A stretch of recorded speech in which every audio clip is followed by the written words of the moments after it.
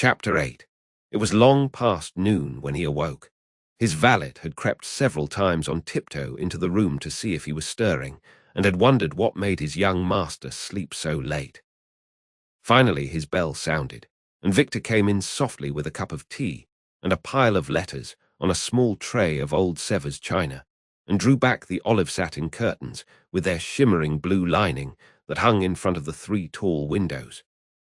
"Monsieur has well slept this morning," he said, smiling. "What o'clock is it, Victor?" asked Dorian Gray drowsily. "1 hour and a quarter, monsieur." How late it was!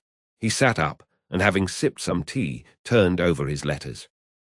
One of them was from Lord Henry, and had been brought by hand that morning.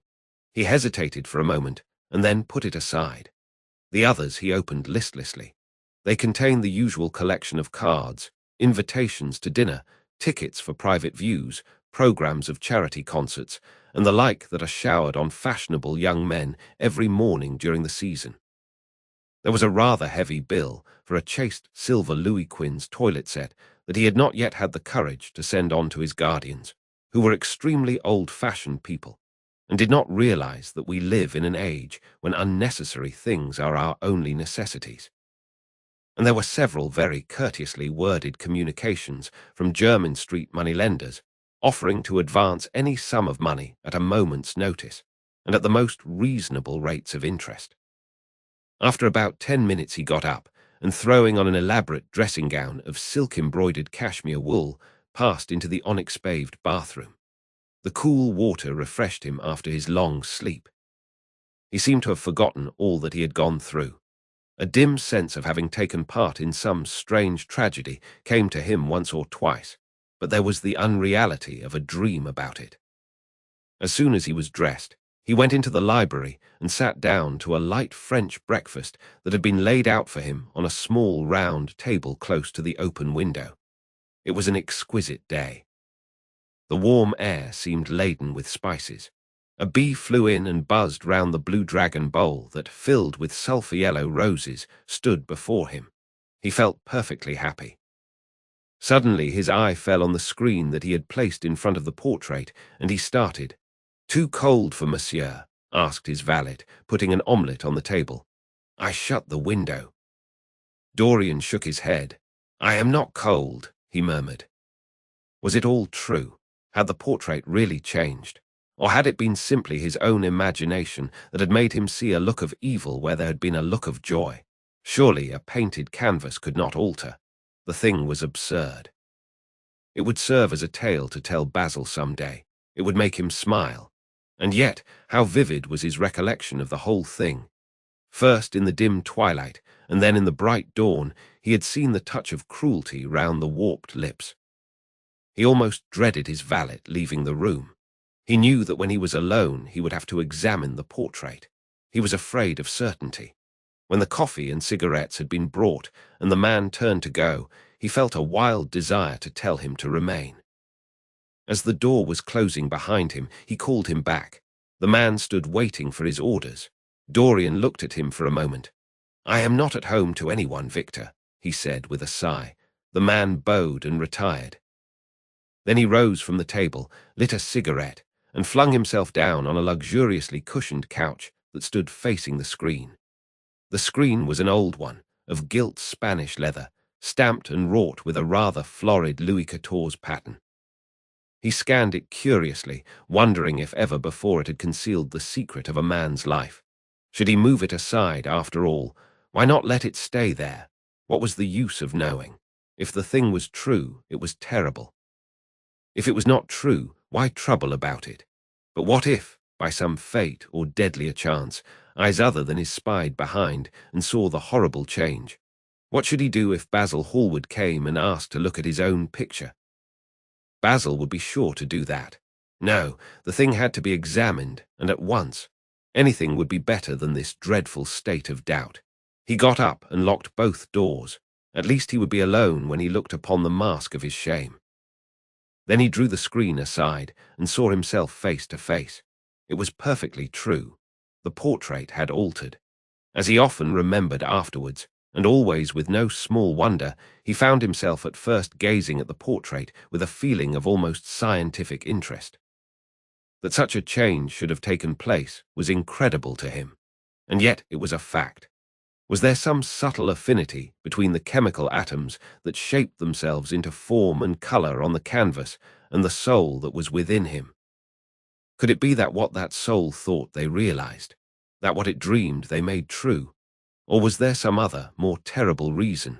He shuddered and felt afraid, and going back to the couch lay there, gazing at the picture in sickened horror.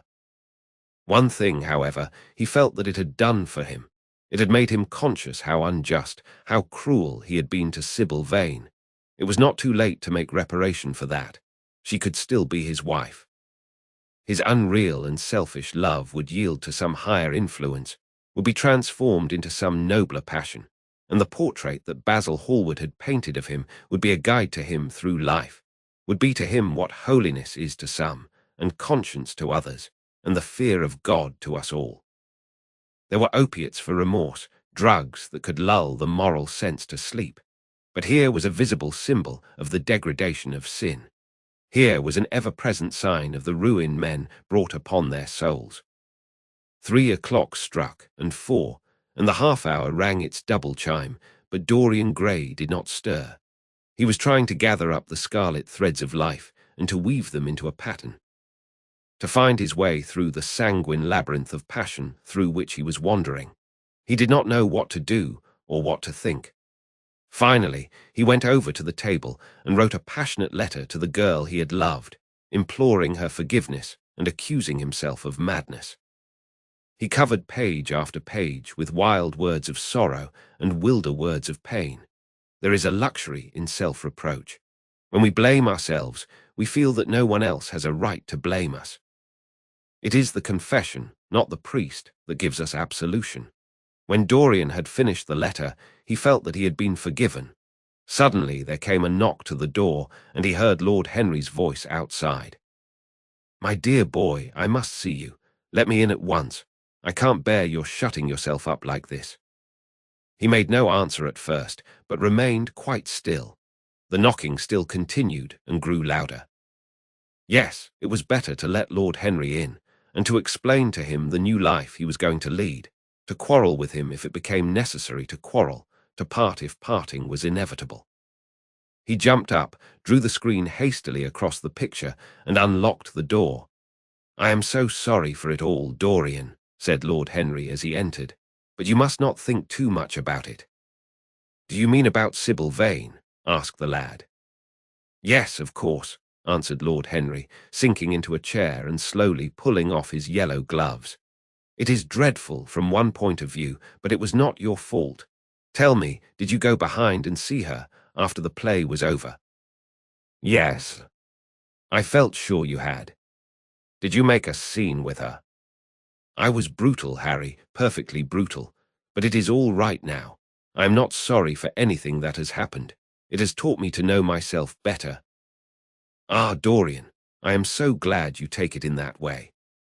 I was afraid I would find you plunged, in remorse, and tearing that nice curly hair of yours." "I have got through all that," said Dorian, shaking his head and smiling. "I am perfectly happy now. I know what conscience is to begin with. It is not what you told me it was. It is the divinest thing in us. Don't sneer at it, Harry, any more, at least not before me. I want to be good. I can't bear the idea of my soul being hideous. A very charming artistic basis for ethics, Dorian. I congratulate you on it, but how are you going to begin?" "By marrying Sybil Vane." "Marrying Sybil Vane?" cried Lord Henry, standing up and looking at him in perplexed amazement. "But my dear Dorian—" "Yes, Harry, I know what you are going to say. Something dreadful about marriage. Don't say it. Don't ever say things of that kind to me again. 2 days ago I asked Sybil to marry me. I am not going to break my word to her.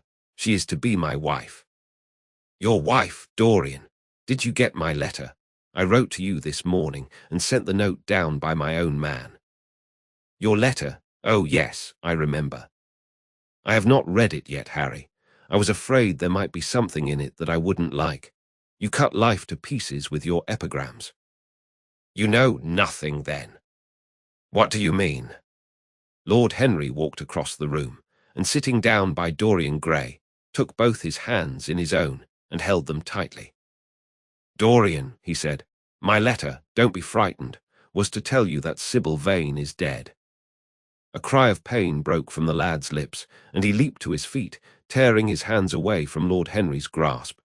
Dead, Sybil dead. It is not true. It is a horrible lie. How dare you say it? It is quite true, Dorian, said Lord Henry gravely. It is in all the morning papers. I wrote down to you to ask you not to see anyone till I came. There will have to be an inquest, of course, and you must not be mixed up in it. Things like that make a man fashionable in Paris, but in London people are so prejudiced.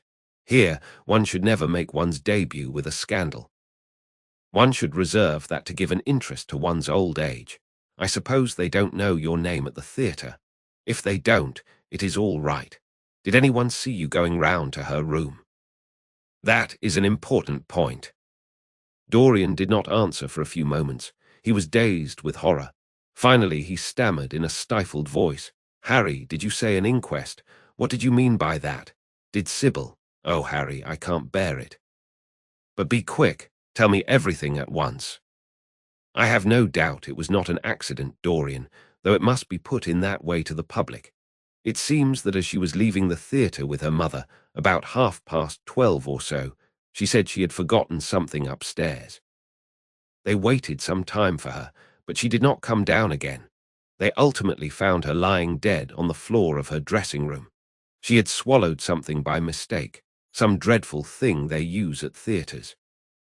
I don't know what it was, but it had either prussic acid or white lead in it. I should fancy it was prussic acid, as she seems to have died instantaneously. Harry, it is terrible, cried the lad. Yes. It is very tragic, of course, but you must not get yourself mixed up in it. I see by the standard that she was 17. I should have thought she was almost younger than that. She looked such a child, and seemed to know so little about acting. Dorian, you mustn't let this thing get on your nerves. You must come and dine with me, and afterwards we will look in at the opera. It is a Patty night, and everybody will be there. You can come to my sister's box. She has got some smart women with her. So I have murdered Sybil Vane, said Dorian Gray, half to himself. Murdered her as surely as if I had cut her little throat with a knife. Yet the roses are not less lovely for all that. The birds sing just as happily in my garden. And tonight I am to dine with you, and then go on to the opera, and sup somewhere, I suppose, afterwards. How extraordinarily dramatic life is. If I had read all this in a book, Harry, I think I would have wept over it. Somehow, now that it has happened actually, and to me it seems far too wonderful for tears. Here is the first passionate love letter I have ever written in my life. Strange that my first passionate love letter should have been addressed to a dead girl. Can they feel, I wonder, those white silent people we call the dead? Sybil. Can she feel or know or listen? Oh, Harry, how I loved her once. It seems years ago to me now. She was everything to me. Then came that dreadful night. Was it really only last night? When she played so badly, and my heart almost broke. She explained it all to me. It was terribly pathetic. But I was not moved a bit. I thought her shallow. Suddenly something happened that made me afraid. I can't tell you what it was, but it was terrible. I said I would go back to her. I felt I had done wrong. And now she is dead. My God, my God. Harry, what shall I do? You don't know the danger I am in, and there is nothing to keep me straight. She would have done that for me. She had no right to kill herself. It was selfish of her. My dear Dorian, answered Lord Henry, taking a cigarette from his case and producing a gold Latin matchbox. The only way a woman can ever reform a man is by boring him so completely that he loses all possible interest in life. If you had married this girl, you would have been wretched. Of course, you would have treated her kindly. One can always be kind to people about whom one cares nothing, but she would have soon found out that you were absolutely indifferent to her. And when a woman finds that out about her husband, she either becomes dreadfully dowdy, or wears very smart bonnets that some other woman's husband has to pay for. I say nothing about the social mistake, which would have been abject, which, of course, I would not have allowed, but I assure you that in any case the whole thing would have been an absolute failure. "I suppose it would," muttered the lad, walking up and down the room and looking horribly pale. "But I thought it was my duty. It is not my fault that this terrible tragedy has prevented my doing what was right. I remember your saying once that there is a fatality about good resolutions, that they are always made too late. Mine certainly were. Good resolutions are useless attempts to interfere with scientific laws. Their origin is pure vanity. Their result is absolutely nil. They give us, now and then, some of those luxurious sterile emotions that have a certain charm for the weak. That is all that can be said for them. They are simply checks that men draw on a bank where they have no account." "Harry," cried Dorian Gray, coming over and sitting down beside him, "why is it that I cannot feel this tragedy as much as I want to? I don't think I am heartless, do you? You have done too many foolish things during the last fortnight to be entitled to give yourself that name, Dorian," answered Lord Henry with his sweet, melancholy smile. The lad frowned. "I don't like that explanation, Harry," he rejoined, "but I am glad you don't think I am heartless. I am nothing of the kind. I know I am not. And yet I must admit that this thing that has happened does not affect me as it should. It seems to me to be simply like a wonderful ending to a wonderful play. It has all the terrible beauty of a Greek tragedy, a tragedy in which I took a great part, but by which I have not been wounded." "It is an interesting question," said Lord Henry, who found an exquisite pleasure in playing on the lad's unconscious egotism. "An extremely interesting question. I fancy that the true explanation is this. It often happens that the real tragedies of life occur in such an inartistic manner that they hurt us by their crude violence, their absolute incoherence, their absurd want of meaning, their entire lack of style. They affect us just as vulgarity affects us. They give us an impression of sheer brute force, and we revolt against that. Sometimes, however, a tragedy that possesses artistic elements of beauty crosses our lives. If these elements of beauty are real, the whole thing simply appeals to our sense of dramatic effect. Suddenly, we find that we are no longer the actors, but the spectators of the play, or rather we are both. We watch ourselves, and the mere wonder of the spectacle enthralls us. In the present case, what is it that has really happened? Someone has killed herself for love of you. I wish that I had ever had such an experience. It would have made me in love with love for the rest of my life. The people who have adored me, there have not been very many, but there have been some, have always insisted on living on, long after I had ceased to care for them or they to care for me. They have become stout and tedious, and when I meet them, they go in at once for reminiscences. That awful memory of woman, what a fearful thing it is, and what an utter intellectual stagnation it reveals. One should absorb the colour of life, but one should never remember its details. Details are always vulgar. "I must sow poppies in my garden," sighed Dorian. "There is no necessity," rejoined his companion. "Life has always poppies in her hands. Of course, now and then things linger. I once wore nothing but violets all through one season as a form of artistic mourning for a romance that would not die. Ultimately, however, it did die. I forget what killed it. I think it was her proposing to sacrifice the whole world for me. That is always a dreadful moment. It fills one with the terror of eternity. Well, would you believe it? A week ago, at Lady Hampshire's, I found myself seated at dinner next the lady in question, and she insisted on going over the whole thing again and digging up the past and raking up the future. I had buried my romance in a bed of asphodel. She dragged it out again and assured me that I had spoiled her life. I am bound to state that she ate an enormous dinner, so I did not feel any anxiety. But what a lack of taste she showed. The one charm of the past is that it is the past, but women never know when the curtain has fallen. They always want a sixth act, and as soon as the interest of the play is entirely over, they propose to continue it. If they were allowed their own way, every comedy would have a tragic ending, and every tragedy would culminate in a farce. They are charmingly artificial, but they have no sense of art. You are more fortunate than I am. I assure you, Dorian, that not one of the women I have known would have done for me what Sybil Vane did for you. Ordinary women always console themselves. Some of them do it by going in for sentimental colours. Never trust a woman who wears mauve, whatever her age may be, or a woman over 35 who is fond of pink ribbons. It always means that they have a history. Others find a great consolation in suddenly discovering the good qualities of their husbands. They flaunt their conjugal felicity in one's face, as if it were the most fascinating of sins. Religion consoles some. Its mysteries have all the charm of a flirtation, a woman once told me, and I can quite understand it. Besides, nothing makes one so vain as being told that one is a sinner. Conscience makes egotists of us all. Yes. There is really no end to the consolations that women find in modern life. Indeed, I have not mentioned the most important one. "What is that, Harry?" said the lad listlessly. "Oh, the obvious consolation. Taking someone else's admirer when one loses one's own. In good society, that always whitewashes a woman. But really, Dorian, how different Sybil Vane must have been from all the women one meets. There is something to me quite beautiful about her death. I am glad I am living in a century when such wonders happen. They make one believe in the reality of the things we all play with, such as romance, passion, and love.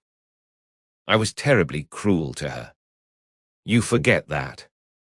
I am afraid that women appreciate cruelty, downright cruelty, more than anything else. They have wonderfully primitive instincts. We have emancipated them, but they remain slaves looking for their masters, all the same. They love being dominated. I am sure you were splendid. I have never seen you really and absolutely angry, but I can fancy how delightful you looked. And after all, you said something to me the day before yesterday that seemed to me at the time to be merely fanciful, but that I see now was absolutely true, and it holds the key to everything. What was that, Harry? You said to me that Sybil Vane represented to you all the heroines of romance, that she was Desdemona one night and Ophelia the other, that if she died as Juliet, she came to life as Imogen. She will never come to life again now, muttered the lad, burying his face in his hands. No, she will never come to life. She has played her last part. But you must think of that lonely death in the tawdry dressing-room simply as a strange, lurid fragment from some Jacobean tragedy, as a wonderful scene from Webster or Ford or Cyril Tourneur. The girl never really lived, and so she has never really died. To you at least she was always a dream, a phantom that flitted through Shakespeare's plays and left them lovelier for its presence, a reed through which Shakespeare's music sounded richer and more full of joy. The moment she touched actual life, she marred it, and it marred her, and so she passed away. Mourn for Ophelia if you like. Put ashes on your head because Cordelia was strangled. Cry out against heaven because the daughter of Brabantio died. But don't waste your tears over Sybil Vane. She was less real than they are. There was a silence. The evening darkened in the room. Noiselessly, and with silver feet, the shadows crept in from the garden. The colours faded wearily out of things. After some time, Dorian Gray looked up. "You have explained me to myself, Harry," he murmured with something of a sigh of relief. "I felt all that you have said, but somehow I was afraid of it, and I could not express it to myself. How well you know me. But we will not talk again of what has happened. It has been a marvellous experience. That is all. I wonder if life has still in store for me anything as marvellous. Life has everything in store for you, Dorian. There is nothing that you, with your extraordinary good looks, will not be able to do. But suppose, Harry, I became haggard and old and wrinkled. What then?" "Ah, then," said Lord Henry, rising to go, "then, my dear Dorian, you would have to fight for your victories. As it is, they are brought to you. No, you must keep your good looks. We live in an age that reads too much to be wise, and that thinks too much to be beautiful. We cannot spare you. And now you had better dress and drive down to the club. We are rather late, as it is. I think I shall join you at the opera, Harry. I feel too tired to eat anything. What is the number of your sister's box? 27, I believe. It is on the grand tier. You will see her name on the door. But I am sorry you won't come and dine. I don't feel up to it, said Dorian listlessly. But I am awfully obliged to you for all that you have said to me. You are certainly my best friend. No one has ever understood me as you have. We are only at the beginning of our friendship, Dorian, answered Lord Henry, shaking him by the hand. Goodbye. I shall see you before 9:30, I hope. Remember, Patty is singing. As he closed the door behind him, Dorian Gray touched the bell, and in a few minutes Victor appeared with the lamps and drew the blinds down. He waited impatiently for him to go. The man seemed to take an interminable time over everything. As soon as he had left, he rushed to the screen and drew it back. No, there was no further change in the picture. It had received the news of Sybil Vane's death before he had known of it himself. It was conscious of the events of life as they occurred. The vicious cruelty that marred the fine lines of the mouth had, no doubt, appeared at the very moment that the girl had drunk the poison, whatever it was. Or was it indifferent to results? Did it merely take cognizance of what passed within the soul? He wondered, and hoped that some day he would see the change taking place before his very eyes, shuddering as he hoped it. Poor Sybil. What a romance it had all been. She had often mimicked death on the stage. Then death himself had touched her and taken her with him. How had she played that dreadful last scene? Had she cursed him as she died?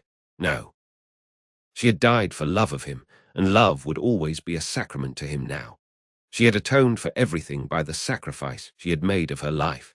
He would not think any more of what she had made him go through on that horrible night at the theatre. When he thought of her, it would be as a wonderful tragic figure sent onto the world's stage to show the supreme reality of love. A wonderful tragic figure. Tears came to his eyes as he remembered her childlike look and winsome, fanciful ways and shy, tremulous grace. He brushed them away hastily and looked again at the picture. He felt that the time had really come for making his choice. Or had his choice already been made? Yes, life had decided that for him, life and his own infinite curiosity about life. Eternal youth, infinite passion, pleasures subtle and secret, wild joys and wilder sins. He was to have all these things. The portrait was to bear the burden of his shame. That was all. A feeling of pain crept over him as he thought of the desecration that was in store for the fair face on the canvas. Once, in boyish mockery of Narcissus, he had kissed, or feigned to kiss, those painted lips that now smiled so cruelly at him. Morning after morning, he had sat before the portrait wondering at its beauty, almost enamored of it, as it seemed to him at times. Was it to alter now with every mood to which he yielded? Was it to become a monstrous and loathsome thing, to be hidden away in a locked room, to be shut out from the sunlight that had so often touched to brighter gold the waving wonder of its hair? The pity of it, the pity of it. For a moment he thought of praying that the horrible sympathy that existed between him and the picture might cease. It had changed in answer to a prayer. Perhaps in answer to a prayer it might remain unchanged. And yet who, that knew anything about life, would surrender the chance of remaining always young, however fantastic that chance might be, or with what fateful consequences it might be fraught? Besides, was it really under his control? Had it indeed been prayer that had produced the substitution? Might there not be some curious scientific reason for it all? If thought could exercise its influence upon a living organism, might not thought exercise an influence upon dead and inorganic things? Nay, without thought or conscious desire, might not things external to ourselves vibrate in unison with our moods and passions, atom calling to atom in secret love or strange affinity? But the reason was of no importance. He would never again tempt by a prayer any terrible power. If the picture was to alter, it was to alter. That was all. Why inquire too closely into it? For there would be a real pleasure in watching it. He would be able to follow his mind into its secret places. This portrait would be to him the most magical of mirrors. As it had revealed to him his own body, so it would reveal to him his own soul. And when winter came upon it, he would still be standing where spring trembles on the verge of summer. When the blood crept from its face, and left behind a pallid mask of chalk with leaden eyes, he would keep the glamour of boyhood. Not one blossom of his loveliness would ever fade. Not one pulse of his life would ever weaken. Like the gods of the Greeks, he would be strong and fleet and joyous. What did it matter what happened to the colored image on the canvas? He would be safe. That was everything. He drew the screen back into its former place in front of the picture, smiling as he did so, and passed into his bedroom, where his valet was already waiting for him. An hour later, he was at the opera, and Lord Henry was leaning over his chair.